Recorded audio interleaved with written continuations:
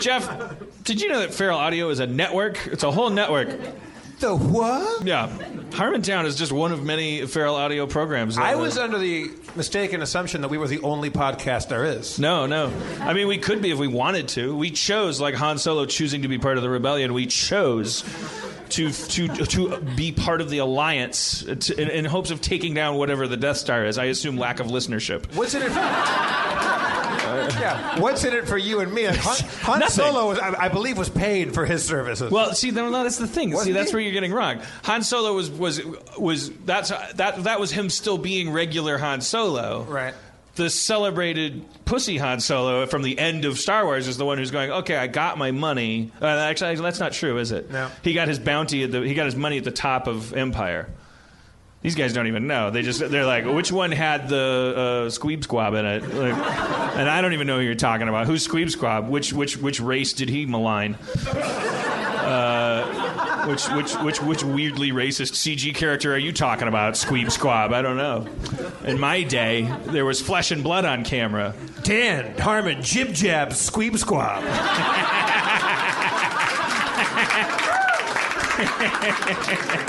Click here to hear the real audio from the jibbing and jabbing. One of our newest brethren at the Feral Audio Network. I looked at it.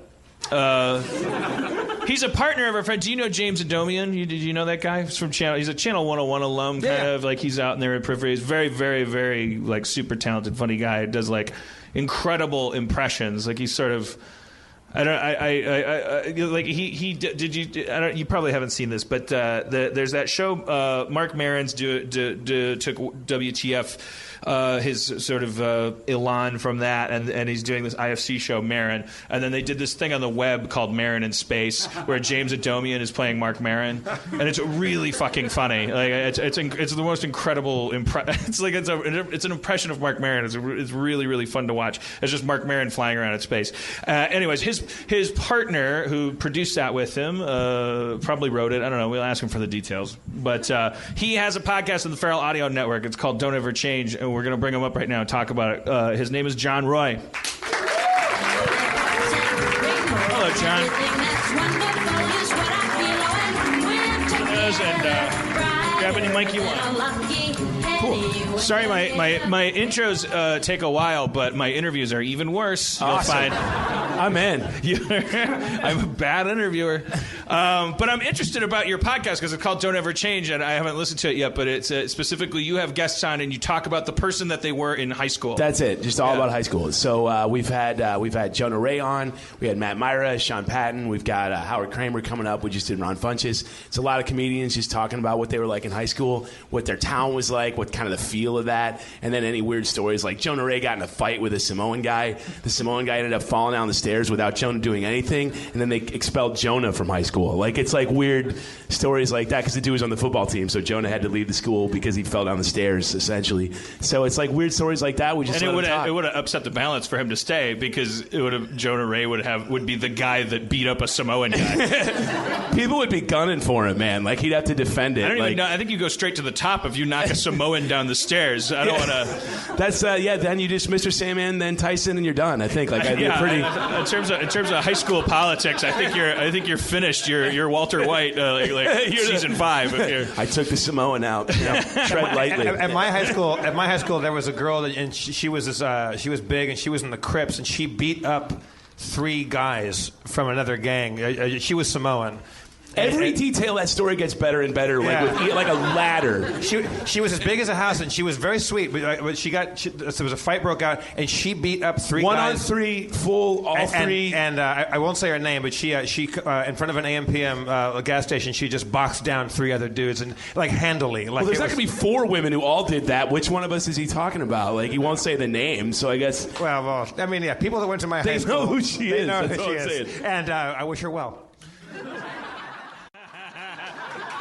If you're listening and you're Samoan and you're not a badass, like feel free to write into the show and go like, this is a offensive stereotype. But I mean, sooner or later we'll get around to that, right? Like we're making good headway into our Roddenberry vision of tomorrow, where pretty soon it'll be not okay to say Samoans are badasses. But as of press time, I'm sad to say I don't meet enough Samoans in my life anymore. I think that's part of it. It's an obscure group, but whenever you hear the word Samoan, it's in reference to somebody beating the not beating the shit out of it. Like usually in professional, like there's a Samoan boxer, a Samoan wrestler, a Samoan kid from your high school that was like a quarterback or something. Like they color between the lines, but they're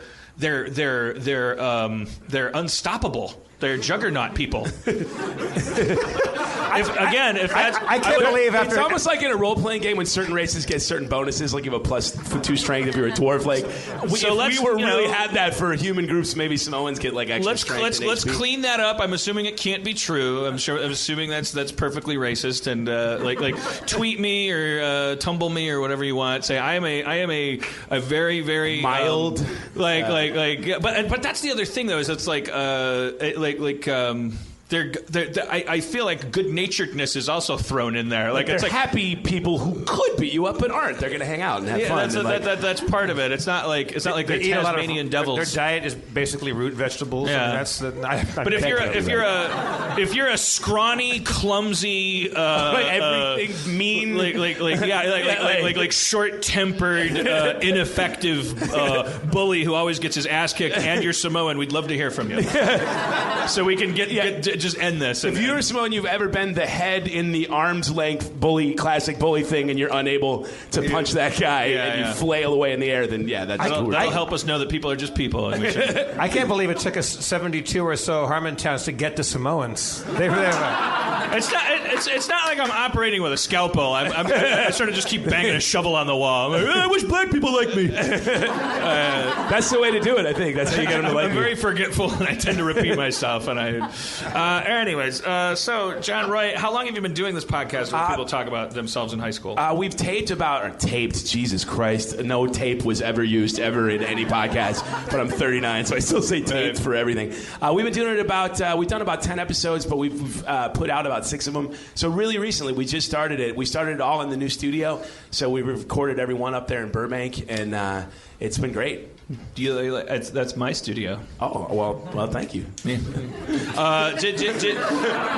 It's pretty good, man. I just hope people are people love it. You can tell when they walk in, they're like, oh, there's no visible mothballs. This is good. Like a lot of times you record podcasts in like under a Murphy bed. Like it can be bad. Like you don't really know. So they like it. Yeah, I'm trying to become like the Howard Hughes of zero profit industry. This is my first move. Just skip directly to the urine in jars without the money part in the middle, I think. Yeah. I was urinating in jars when I was 16. I think that's why I got fixated on Howard Hughes. I'm like, you can make money doing this? And the answer is no. But I'll figure it out first. But fuck, God damn it. So you've recorded 10 of them. You've done 10 of these interviews. Like, I'm curious, are there patterns emerging? Yeah, absolutely. There's kind of a lot of the people, I would say over now, we've probably had most of the people were really fairly unpopular in high school that became comedians, but then every now and then you'll get one anomaly, like Jay Larson was like the biggest stud of his entire school, and he's also super funny. But I'd say for the most part, you get a fairly unpopular guy who learned that all that shit didn't matter when he discovered either music or comedy or something, and then by about like 25 or so, he's pretty cool, and now he's a comedian. Do you think which chicken lays which egg there, or which egg lays which chicken? Is it are people that are destined to play guitar or paint something well or make people laugh? Are their brains shaped differently, therefore they're not as facile at high school politics? Or is it just like, hey, somebody's got to be the dork, and it's you, therefore you're going to end up drawing apples better? Probably not the latter. I feel like there's certain personality traits and skills you have to be funny, and you can get the impetus to drive you to get those skills in different ways. If you are unpopular, it's like a defense mechanism. Like, I can't beat these guys up, but I can make fun of the teacher. They'll all laugh at that, think I have some kind of anti-fear you go powers. where the heat is. Yeah, and then they're like, oh, maybe he's got something to him. Or you could be super popular at school, but you got a shitball home life, and the only way to make your dad fucking pay attention is you learn how to get this funny thing going. So I think there's a lot of ways that will takes a guy who has the aptitude for it, that maybe you should try, if you said something right now, maybe everybody will laugh. You know? Is the same go for male and female comics? We are just about to have our first female guest coming up. We're going to have Emily Gordon on. Okay. So that'll be the first opportunity to be like, hey, because that is are we learning universal things, or are we learning just boys club crybaby in the room with Quadrophenia in his earphones going, why don't you like me? Like, is that just a male thing, or is that an everybody thing? I don't know. That's always something I've wondered. If it's like, I felt like, that's kind of this question that's been like very delicately trod on territory, is like, female comics versus male comics and stuff. And I just felt like, for me, the male class clowns were rewarded for it. The female class clowns were punished for it. The teachers shut them off. The reinforcement was different. Or the other classmates did. It was not as okay for a gal in my junior high and high school to kind of wisecrack for some reason. Like, I don't know where it came from. If it was everybody or from the top down. But I'd be curious. Well, I'm going to ask that very question, and we'll find out. That sounds fascinating. The answer to that. Well, and that'll be. And she'll be able to really bring. You'll make up for 10 dudes interviews with her, because she's also trained in the whole thinking about all that stuff as well. Yeah, no, we want anyone thinking about anything. I mean, a lot of times our podcast is like, what did you eat in Burger King? Oh, fucking all that shit. Chicken sandwich? Oh yeah, chicken sandwich. Like, we need to get like a little bit more intellectual discourse on things. That's kind of like Harmontown. It's a little like Harmontown. Girls are definitely socialized to socialize, right? Like, guys are told, at least maybe this is a generational thing and we're changing it now, but it's like it's always been the thing of like guys are told, don't change your mind about anything. That's a form of weakness. So you have these weird arguments with guys about, like, I thought you said you hated the Matrix. What's up, fucker?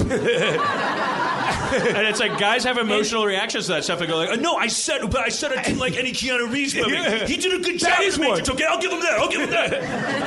And you could be the biggest nerd in the world, but you're having this like male socialized response. But even though no one's throwing any punches, and no one could if it ever came to that, and the stakes could be lower. That's your opinion of the Matrix. You can change it. Yeah, you can change it. I used to like the Matrix. Now I don't. Good, fine. Are we getting food? What the fuck? I don't care. I had a friend like that where you argue anything, he would pick the diametric opposite, just if he believed it or not, just to make it a more fun argument. Was he Canadian? Was he from Canada? He was actually Nigerian, but maybe they were colonialized. Maybe it's just a British colony thing that colonialized. So if you said I like Metallica, even though he basically likes Metallica, he'll go, Metallica's the worst band of all time, just to make you take that stand for no reason. I don't like that. Jeff's a little like that. Are you? Yeah, but I'm generally right. Well, I think that's why you make yourself right. Yeah, you'll go like, ketchup's the worst, and I'll tell you why. And then you just plant a flag, and then you're not gonna stop until mustard is illegal. And it's like you just do it to do it. I do it because I pick. I think in the past I would pick things like you say, and then I would stick to them for no reason. I did do what you said. Is that. Like, sometimes I would just pick the diametrically opposed thing just to have that sort of interaction. Just to get that thing going, whatever that is. I think I definitely outgrew that, but like I'll just go like, you know what? Like, fuck Wolf Blitzer, fuck Led Zeppelin, fuck this, fuck that. Well, the second one's controversial. Who's going to go, wait a minute, fuck Wolf Blitzer? Did you just say something about News Kenny Rogers? And the camera pans over, and there's like a Paul Bunyan guy finishes wiping his mouth with a napkin. I can tolerate a lot of things. I've watched my country go from a field of beautiful pine to a bunch of Walmart parking lots. But I won't have anybody sullying Wolf Blitzer's name. You, sir, can meet me outside. But my joke was always that I can convince anybody that they don't actually like Rush.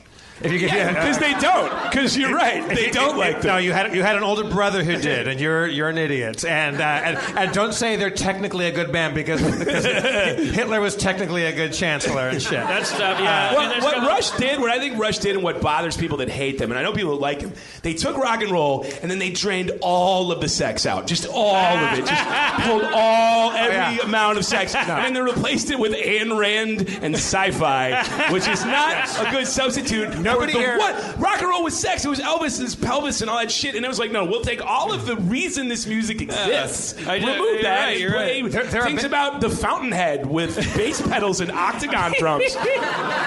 because Rush was like 70s, 80s, right? Like Yeah, 70s, 80s. That's a lot of sexy music. A lot of people were inseminated and conceived during. By tour in the Snow Dogs. Nobody was conceived to a Rush song.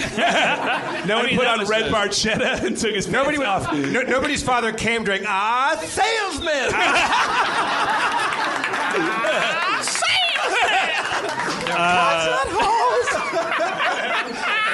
In fact, my sperm count just got lower by saying that. Look, though his mind is not for rent No, to any god or covered meds. No. His reserve a quiet defense, lighting out the days of events. Fucking Rush can go. If you choose to not decide, you still have made a choice. No, you haven't. You haven't at all. Honey, not tonight. I have a headache again. I think I have a technical headache. Joe Hill, the author, totally hates Rush, and he was tweeting some shit, and somebody tweeted some about how he was just so mad that Rush was in the Hall. So Joe Hill goes, in honor of Rush getting in the Rock and Roll Hall of Fame, I will now listen to all my favorite Rush records. And then a minute later, he goes, done. I mean, when I played Dungeons and Dragons in high school, my first dungeon master, no, not my first, my best dungeon master, Graham, had the jean jackets, and he had all his T-shirts were like from different states that had state parks because he loved nature. He wanted to be an elf or like Spock. Like he was one of those personalities. He barefoot a lot? prided himself on his pit stains, and went to high school with a woman's briefcase, and because he was like, how does I that give fit zero fucks. Like I guess he didn't give a fuck because he's like Spock, but like badass. Like He gave and received zero fucks. Yeah, like it's like fuck you. I'm smarter than you. Like, you